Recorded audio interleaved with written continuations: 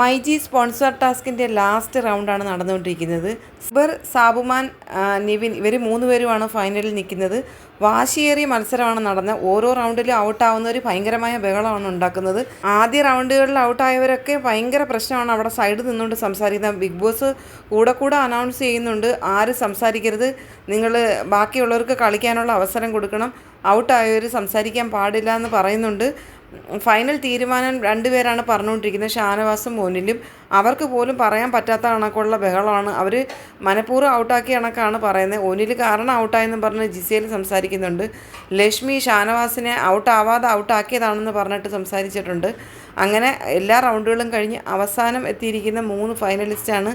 ഒന്ന് അക്ബർ, സാബുമാൻ, നിവിൻ. ഇവർ 3 പേരും കൂടെയുള്ള മത്സരത്തിൽ വിജയിയായി എത്തിയിരിക്കുന്നത് നെവിനാണ്. മുന്നേ ഇട്ട വീഡിയോയിൽ ഞാൻ പറഞ്ഞിരുന്നു, ഇന്ന് രാവിലെ മുതൽ ആക്റ്റീവായിട്ടാണ് നെവിനെ കണ്ടത്. നെവിൻ ഇപ്പോൾ സ്പോൺസർ ടാസ്കിൽ വിജയിച്ചിരിക്കുകയാണ്. മൈജി കൊടുക്കുന്ന ഒരു ഗിഫ്റ്റ് വാങ്ങിക്കൊണ്ട് എല്ലാവർക്കും നന്ദി പറയുന്നുണ്ട് നിവിൻ. കൂടാതെ ആര്യനെ വിളിച്ചിട്ട് പറയുന്നുണ്ട്, രാവിലെ എന്നെ നീ ചീറ്റ് ചെയ്തതിന് നിനക്കൊരു സ്പെഷ്യൽ താങ്ക്സ് ഉണ്ടെന്ന് പറഞ്ഞ് ആര്യനെയും പിടിച്ച് അടുത്ത് നിർത്തുന്നുണ്ട് നെവിൻ. ഒന്നിലാണ് ഗിഫ്റ്റ് കൊടുക്കുന്നത്. അങ്ങനെ വാശിയേറിയ മത്സരത്തിനൊടുവിൽ സ്പോൺസർ ടാസ്കിലെ വിജയിയായി നിവിനെ പ്രഖ്യാപിച്ചിരിക്കുകയാണ് ബിഗ് ബോസ്.